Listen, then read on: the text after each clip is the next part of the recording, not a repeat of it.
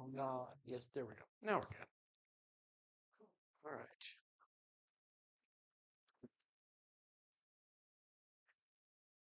All right. We are in Psalm 23. This is lesson 6. So as we're moving on, um, we need to start thinking about our next classes, I guess, and maybe next Sunday when more of the men are here. We can kind of talk about that. Uh, but this one we're about almost halfway through, so we're making good progress. Uh, Psalm 23 is one of the psalms that, to be honest, I really have not studied a lot just because I think you just kind of take it for granted. I don't know if that's the same with y'all, um, but it's easy to just kind of, well, the Lord is my shepherd. We all know Psalm 23. It's we obviously sing the song, at least two versions of it, maybe more. I'm not sure, but as we think about it, the introductory theme is this idea of God as the shepherd and his people as sheep. And I guess one of the things to talk about to start with is just this question: why is the Bible so often refer to God's people as sheep? What do we? What's the what's the indication there? Like, there's obviously more than one. The easy answer, I guess, as you like to call the low-hanging fruit, Yeah, yeah, is it's uh, ubiquitous, if you will, sure. profession. A lot of people keep sheep. Hmm. It is a profession as old as time. As long as people had sheep, they needed people to keep Hmm. those sheep. And there are a lot of lessons to be gleaned from those, a lot of parallels you can make between people and sheep. Yeah, um, yeah, absolutely. What else? What prominent role would you say that sheep play in the history of God, in the history of the Bible? Okay, well, that not so much history, but just the fact they're just sheep, just wander. They do what they do. When you think about sheep as animals, uh, most people I've heard will say that sheep generally kind of don't really have a lot of awareness. They just kind of go wherever. They're prone to meander around. They are when you talk about they're not a very they can't really protect themselves very well. They're not really unless you're talking about a ram like a mountain goat or something like that. You know, when you talk about just sheep, there's really not a lot that they have that can protect themselves from predators. So they're in need of protection. They're from what I understand, they're pretty sensitive to a lot of different ailments and things. They're a high maintenance animal. They're not really an animal that's particularly conducive to living out by itself without supervision. Trying to act that way, Mhm. Right. that like studying, written by Shepherd. Hmm. Four things. Hmm. Sheep will not like Yeah. even fear, Hmm. like no predators lurking around them. If they are not at odds with any other sheep, it's not mating season, they're not competing for youth. Right. Right. If they have any parasites on their head, and it goes into it later about anointing oil and the ones for the parasites. But if they're free from parasites and distractions, and if they're not hungry, they'll lie down. However, if they're distracted by these factors, they will instantly relax when the shepherd walks in their midst. So even with these things on board, when they see him, they relax. Okay. That's what I know about sheep. Okay. Uh, what else? Again, let's go back to the question. In terms of the Bible, in terms of what we read about the Bible story, what role does sheep play? Where's the first thing? What's the first example of shepherds that we read about in the Bible? Who comes to mind? Yeah.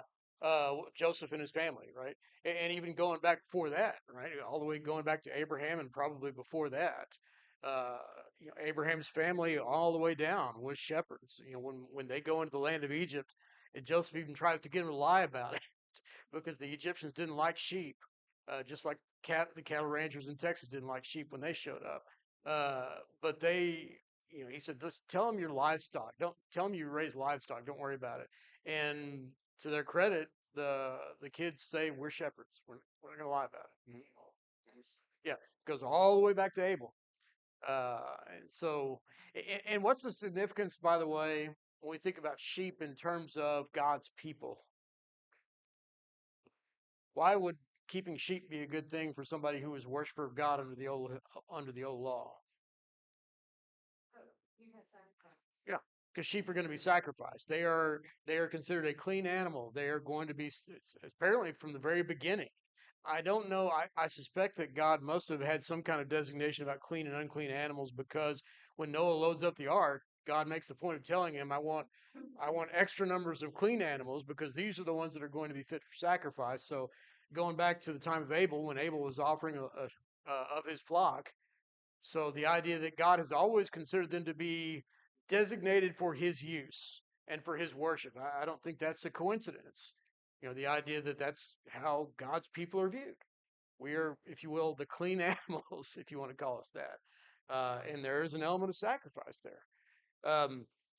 So there's a lot of those elements that go into it. And at the end of the day, they're basically, this is I made this point online a couple of days ago. I hadn't really thought about it before, but when you think about sheep and shepherds, have you ever heard of a shepherd that had one sheep? No.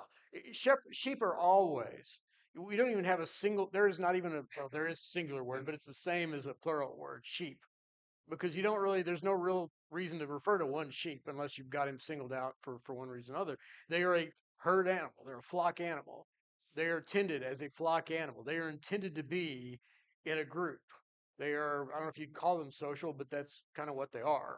Uh, when we think about how God deals with his people, it has always been in the context of bringing them together in one flock. It's not like, free range goats or whatever. One's over there, one's over there, one's on that mountain. No, they're supposed to be all together being guarded in one place. And I think that's significant too.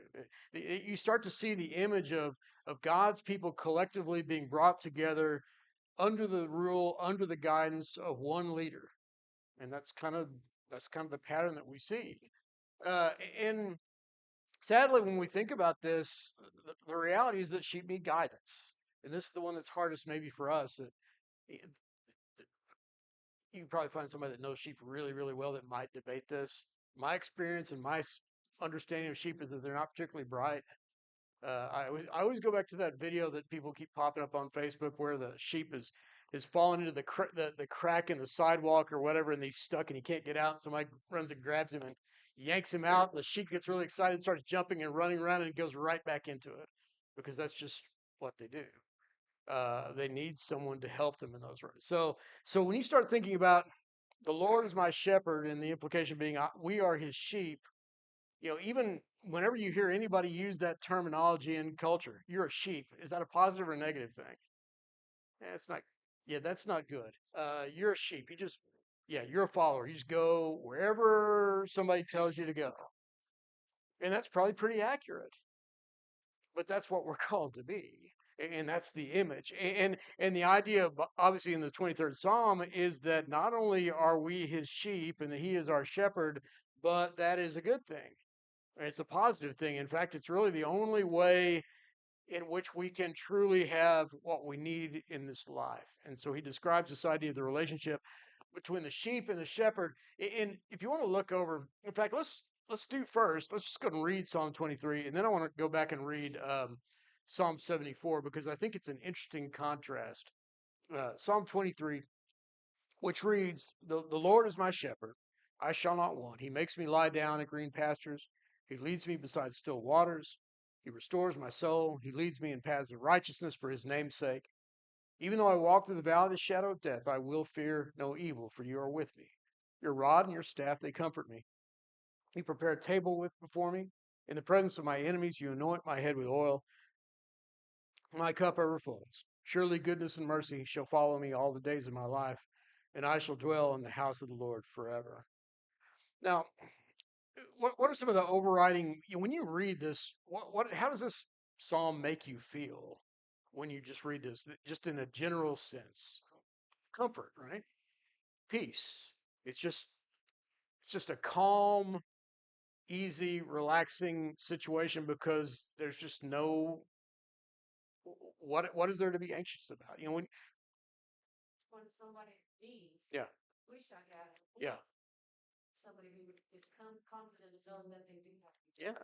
Well, and when we think about we'll come back to this in a little bit, but now let's contrast that and go over to Psalm 74, which again uses that language at least a little bit, but you start to see what happens when the sheep are cut off from the shepherds.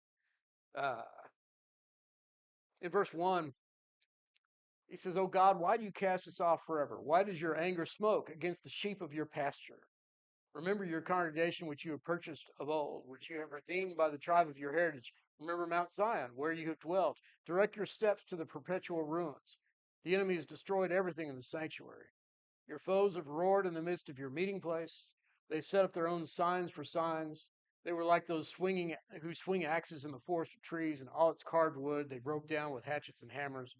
They set your sanctuary on fire. They profaned the dwelling place of your name, bringing it down to the ground. They said to themselves, we will utterly subdue them. They buried all the meeting places of God in the land. We do not see our signs. There is no longer any prophet, and there is none among us who knows how long. How long, O God, is the foe to scoff? Is the enemy to revile your name forever? Why do you hold back your hand, your right hand? Take it from the fold of your garment and destroy them. Yet God, my King, is from of old, working salvation in the midst of earth. You divided the sea by your might. You broke the heads of the sea monster on the water. You crushed the heads of Leviathan. You gave him his food for the creatures of the wilderness. You split open springs and brooks and dried up ever flowing streams. Yours is the day, yours also the night. You have established the heavenly lights and sun. You have fixed all the boundaries of the earth. You have made summer and winter. Remember this, O Lord, how the enemy scoffs, and a foolish people reviles your name. Do not deliver the soul of your dove to the wild beasts. Do not forget the life of your poor forever. Have regard for the covenant, for the dark places of the land are full of the habitations of violence. Let not the downtrodden turn back in shame. Let the poor and needy praise your name. Rise, O God, defend your cause. Remember how the foolish scoff at you all in the day. Do not forget the clamor of your foes, the uproar of those who rise against you, which goes up continually. It's almost like the opposite of Psalm 23. In fact, when you look at some of the things that come out, or some of the things that the 23rd Psalm mentions, the idea of being peace. How can we have peace in which we can be refreshed? The idea that they're roaring in the tabernacle. There's nowhere we can go. They've overrun everything. They're destroying your holy place. The idea we don't see. We don't see your signs. We have no one to guide us. We're basically blind, wandering around without knowing where to go. The enemy scoffs at us. What does God do for the shepherd for the sheep in Psalm 23? He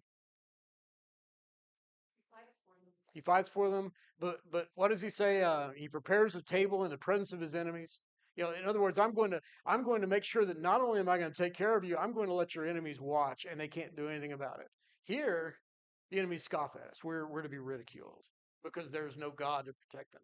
The rod in verse 11, he talks. It's the idea in verse 11. Why do you hold back your hand, your right hand? You have a rod. Why don't you use it? Why aren't you protecting me?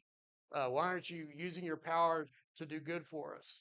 And he mentions in verse 20 the dangerous and dark place.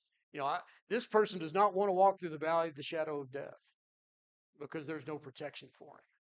And so all of those things, all those images, they come back in the Psalms over and over again because these are our basic human needs, right?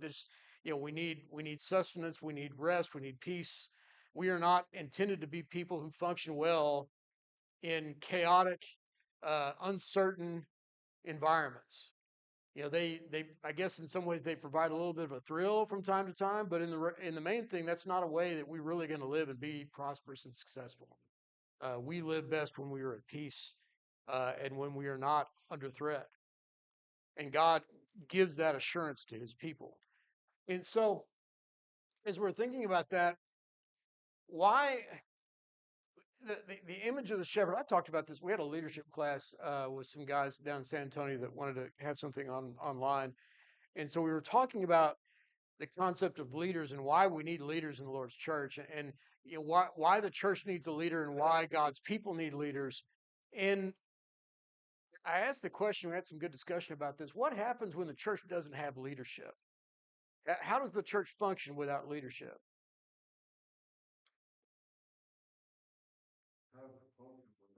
without leadership? What are some of the things that happen as a result of that? Can the church be a church without leadership? Okay, how so? What happens? Well, see the way it's scripturally unorganized. Hmm. And they're scripturally organized. Hmm. Scripturally unorganized without him, Hmm.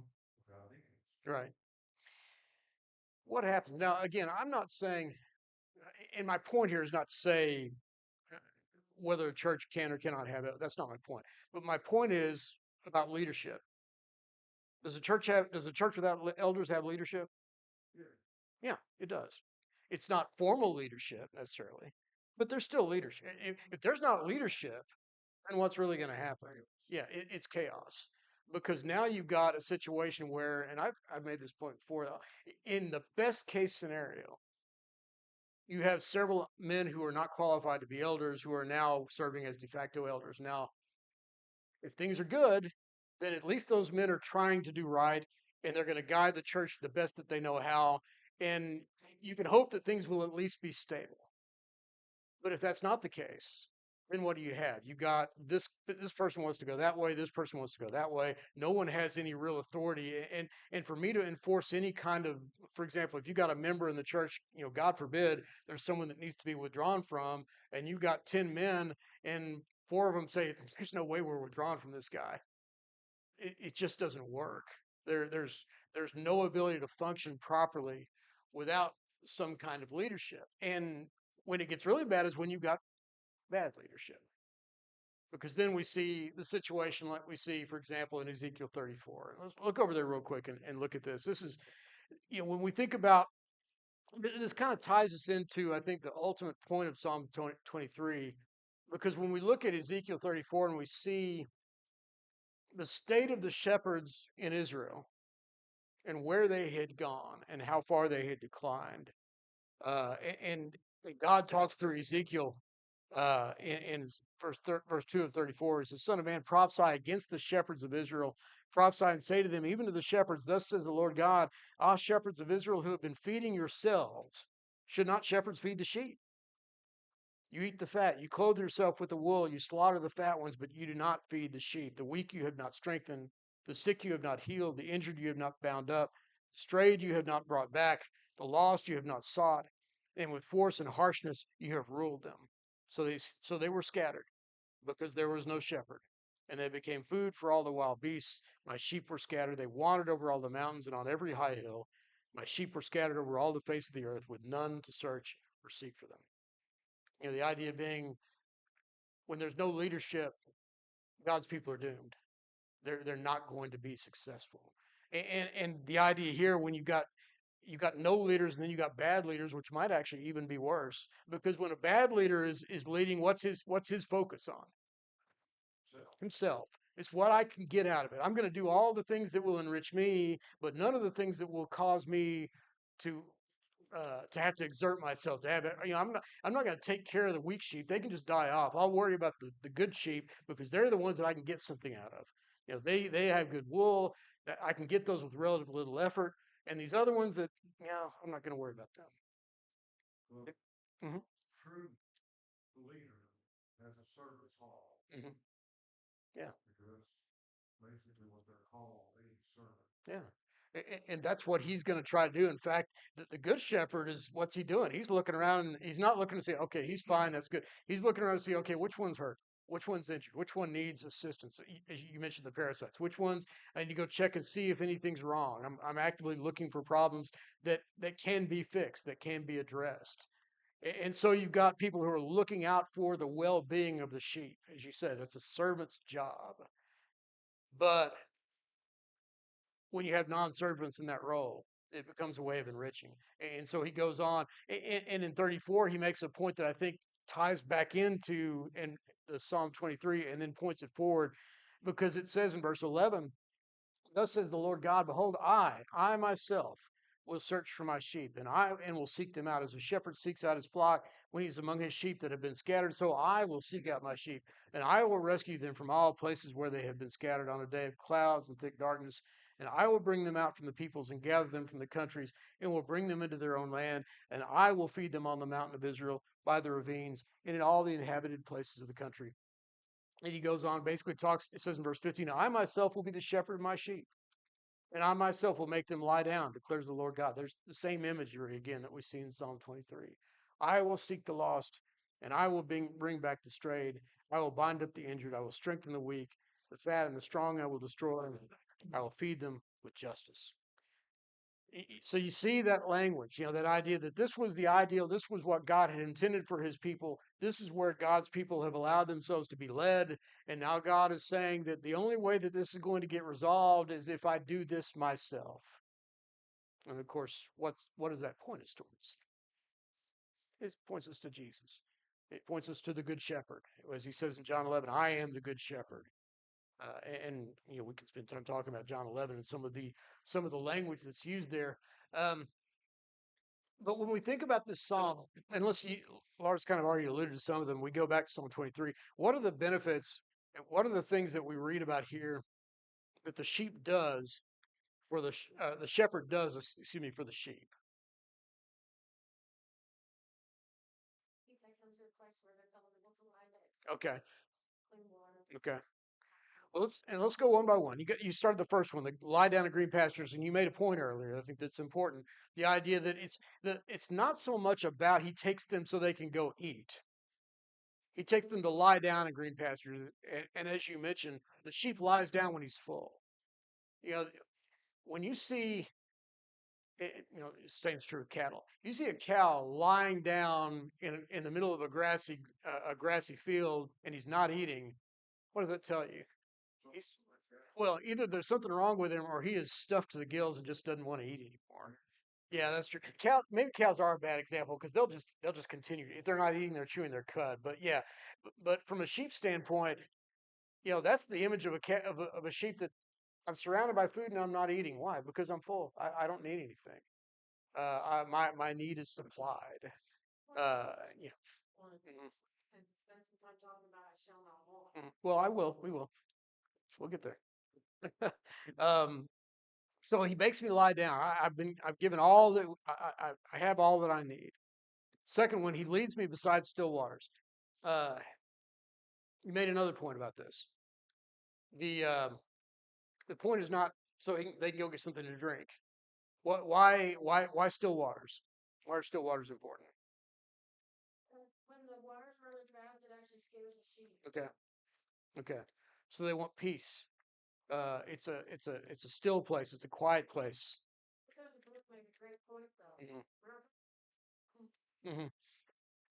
Yeah. it's like a little eddy that a stream has made. Hmm. It's not rushing, but it's not fed. Hmm. Yeah, and that's why I think the point here is not so much about the water. It's interesting when Jesus talks about water, and when Ezekiel talks about water, you remember what's the term that Jesus uses when he describes water? Living water. The implication of that and the term for living water comes from the idea of water that is not still. In fact, it's the water that's bubbling up from the spring. It's coming, typically it's down at the bottom of the well. In John 4, the implication being that if you want living water, you got to get all the way down there to the bottom to where it's coming out. But the idea that living water, in other words, the idea of life, and ultimately the idea of the spirit and things like this, the image here, I think, has more to do with the idea of the stillness. Well, and the Hebrew actually is better interpreted as beside waters of rest. Yeah, besides water of rest. That's the idea. So you've been given all that you need. You're satisfied. You're at rest. And in verse 3, he says, He restores my soul. And that's one of those things. I was reading some commentaries about this, and I think that the book might have even pointed this out too. When you think about somebody restoring your soul, what do you typically think about? What's it mean to restore your soul? Yeah, to refresh, to rejuvenate, and I think that's true. But in a sense, in a way, I think it's even a stronger one than that because when you restore something to somebody, what's the implication? It's the implication I would say is that it's been taken. When you restore something, you give it back, or you restore it as new. And I think there's part of the word and the terminology here, even as the idea, it's beyond even refreshing, but even to the point of of reinvigorating and bringing back to life almost. There's almost this idea of bringing you back from the dead. And I don't necessarily think he's talking specifically about resurrection here, but the idea being that giving life to somebody. And so so It's Psalm 19, verse 7, which is the law of the Lord is perfect. reviving the soul, giving life to the soul. So it kind of even continues to intensify a little bit. There's satisfaction, there's peace, there's restoration of life. He says the next one, he leads me in the path of righteousness for his name's sake. Do you notice, by the way, as we look, I'm going to look at I'm going to pull them up here in a minute. I'd never really thought about this before. The image in this is obviously that of a shepherd and the sheep. Do you notice that it seems to me that as you go through these, the imagery becomes less sheep and more human? It's almost like he gradually kind of fades out of the metaphor. And in fact, the book alluded to this. I think that there's people that look at this in a couple of different ways. Some people will say that this is sheep and shepherd all the way through. And there's when you get to verse 5, for example, you prepare a table before me. The argument is, well, yeah, but think about the idea of the plateaus of Israel and the phrase tableland. Okay, there's something to be said for that. Place we envision a sheep is as the entree. Yeah. Yeah, I tend to think, I don't know that I do think it's probably two different images, but you start to see that dissolving or evolving, I guess you should say. And I almost feel like it looks like on the one hand you've got the shepherd and the sheep, and by the end of it, who are we talking about? We're talking about God and the king, or God, or at least God and his subject. Uh, we don't know if David wrote this. Most people think that he did. And that kind of leads me to feel like this may have been written after he had become king, because it seems like the imagery here is one of someone who has been cared for and then even more exalted. So he says, he leads me in path of righteousness for his name's sake. In other words, he guides me. Now it's not just about keeping me physically well and protecting me physically, but now it's the idea of making me righteous and doing that by leading me in the path that I need to go. And do you notice he says this in verse 3? It's an important one. For his name's sake. What does that mean? Why is God leading in the path of righteousness? He can be glorified. Okay. That's what it is. Yeah.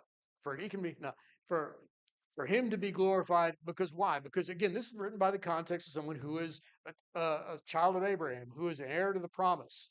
The idea that God had said, "I will bless this nation. This is going to be my chosen people. They will be a light to light to the Gentile world." And the idea that God is leading me in a path of righteousness for His name's sake, for His reputation, for His authority, for His so that when people look at these people and see how they're walking, God is then glorified.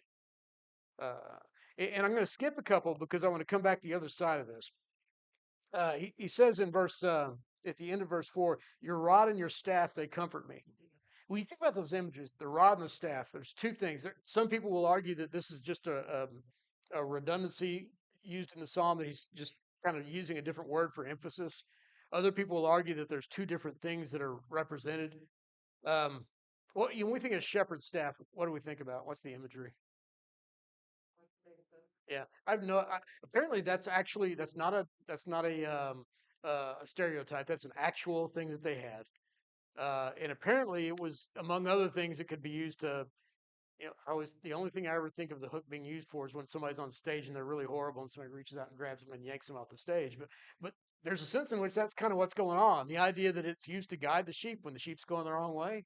Reach out, hook it around the neck, pull it back the other way. If he falls into a crevice, you can use that to pull him out. There's different reasons that that's like that. It's a restraining tool. It's a guiding tool.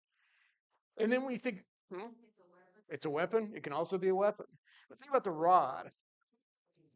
Whenever you read about the term rod in the Old Testament, invariably what's it talking about? Weapons. It is a disciplinary, yeah, it's a disciplinary tool. Yeah, if you beat your child with a rod, he will not die. That's one of my favorite one of my favorite verses. The idea that he's got two different things. One of them, it seems like to me, to be one for correction and one for guidance. But both of them are emblems of authority, right? The idea that I wield the rod because I have the authority to do that, and I wield the staff because I have the authority to do that. And what does it say that when I look at this person with a rod in one hand and a staff in the other hand, and I say they comfort me? What's the implication of that?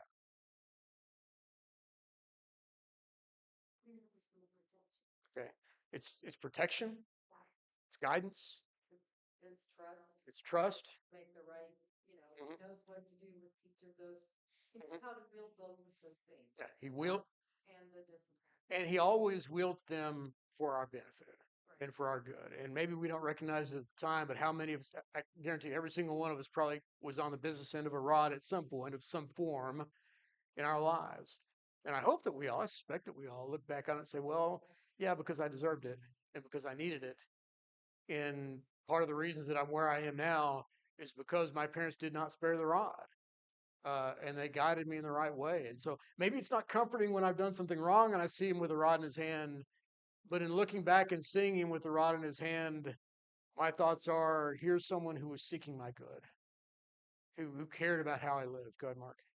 Well, when you see it, one of the jobs of the shepherd is to drive out wild beasts. Yep. So when you see that, that's indicating to you that that's what he's doing is protecting me. Yeah. It's not to be used against me. Mhm. Yeah. Yeah. It's to be used for my protection. Yeah, absolutely. If it works on me, how much more so the enemy that's coming in? In fact, how much more ferocious is it going to be when it's done in defense as opposed to in correction? So there's that idea of the rod and the staff, and the side of that, the idea of your authority, it comforts me. And now again, he's coming more and more human in his language. You prepare a table before me in the presence of my enemies. I like that imagery because when you think about what is the implication there? Your enemies are here, you're here, God's here, and God is preparing a table for you. What's going on here? What's that tell us? You look at the parable of the prodigal son. Mhm. Okay, okay. It's a celebration. It's a sign of approval. It's a sign of love. It's a sign of fellowship. Over and over again, whenever you hear about the idea of eating before the Lord, when you read in the daily readings, when you get into Leviticus and Numbers and Deuteronomy, and you start reading about the law, how many of the feasts end up being situations where I'm going to take my offering to the priest, he kills it, and then we all sit down and we eat together before the Lord.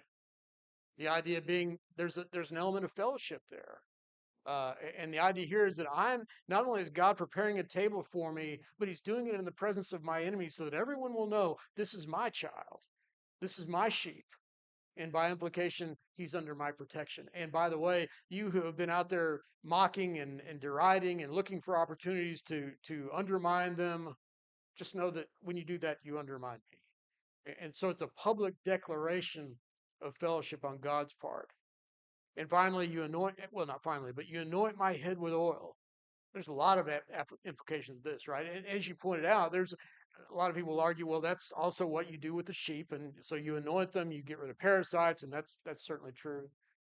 But more and more, I think you start to see the idea of something done to not just someone that we're in fellowship, but someone that we want to honor.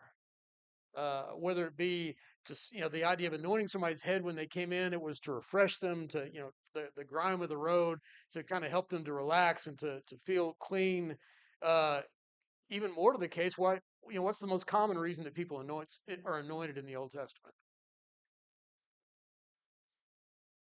To become king or to become priest, to be servants, to be dedicated to service of God in some way. The idea of being anointed and set apart for God's purpose. And finally, he says, "My cup overflows."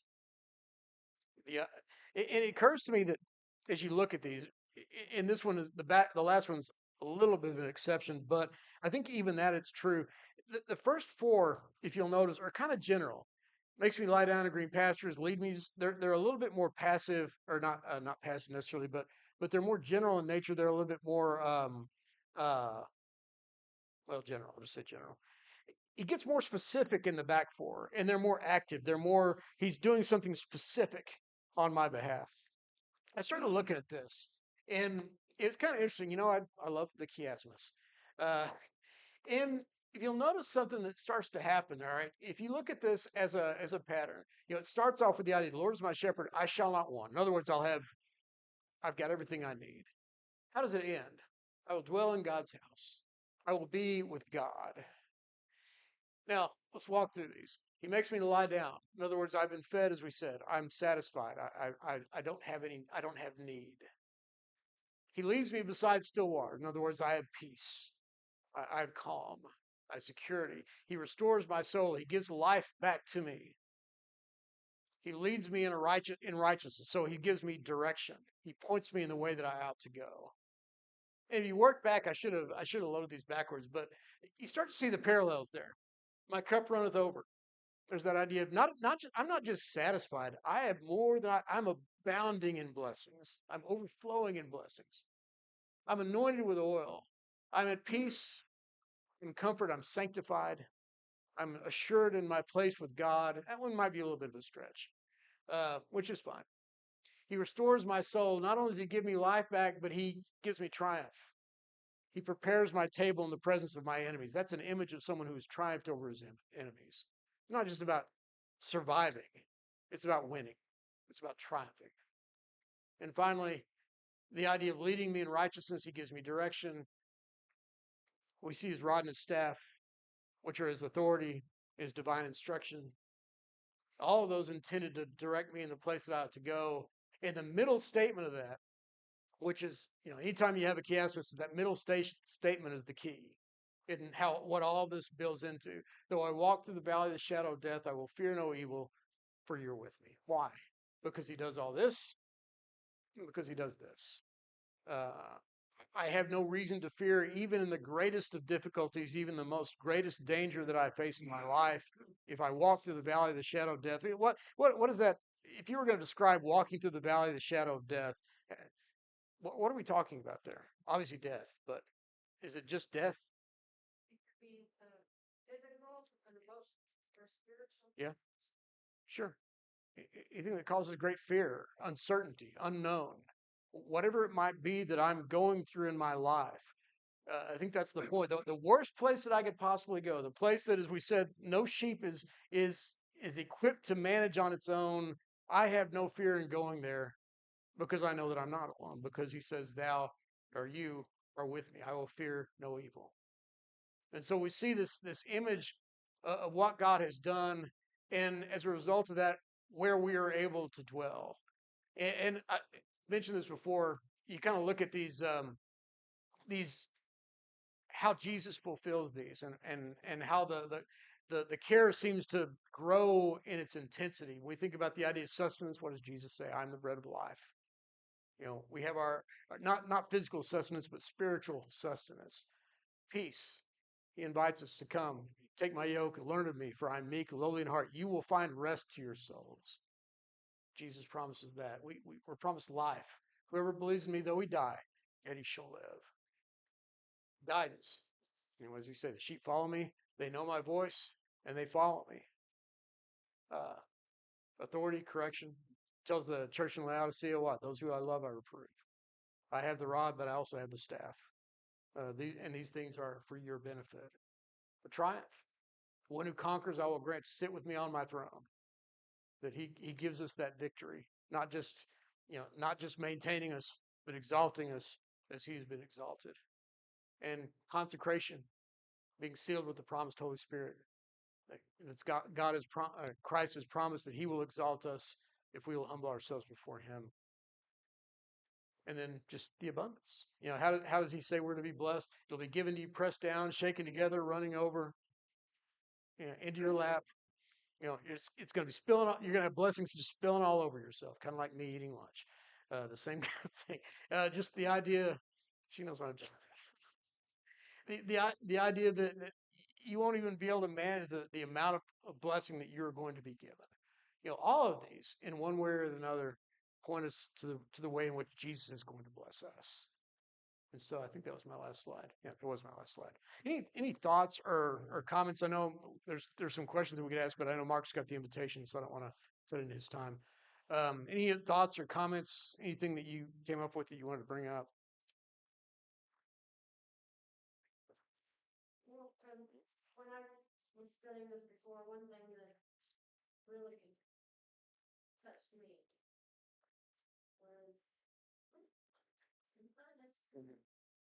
Probably the most well-known and most used chapter in the entire Bible. Yeah, probably so. Probably so. Well, which is odd, and he makes this point in the book, and I kind of agree with him that we read it at funerals. This is not a psalm about death at all. It- Really? yeah, for whatever reason, I guess it's because it's for our comfort, and I guess that makes sense. But yeah, this is a psalm about life and about protection, and Well, beautiful for the living.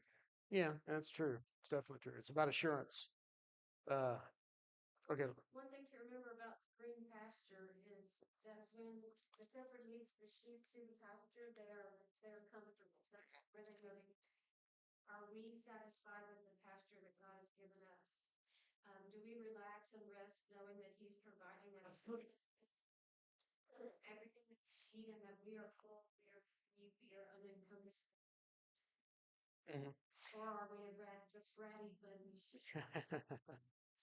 And you mentioned the green grass. It's one of those things where you read Mark, and I think John does this too. And you think, why in the world did they make the point in the sermon on the or in the feeding of the 5,000 that the grass is green? And sometimes I wonder if the whole point of that was to remind a little subtle reminder of this imagery. Because when you read Psalm 23 and then you think about the feeding of the 5,000 and what's going on there, that they're by the still waters, assuming the Sea of Galilee was still that day, which it probably was because it was during the day and everything was calm, the weather was good. They're led, but they're in the grass. They're sitting. They're satisfied. They've been given an abundance of everything they need. God has supplied them not just with food, but with spiritual food as well. It's the image of Psalm 23 fulfilled in a spiritual standpoint through Christ teaching His disciples. Maybe that's the reason it's written that way. Philippians chapter 4 says, choice, reasonable, don't be anxious, and that the peace of God will guard our hearts and minds. All right. Well, I will stop there. I'll turn it over to Mark. And so thank you all very much. Thank you.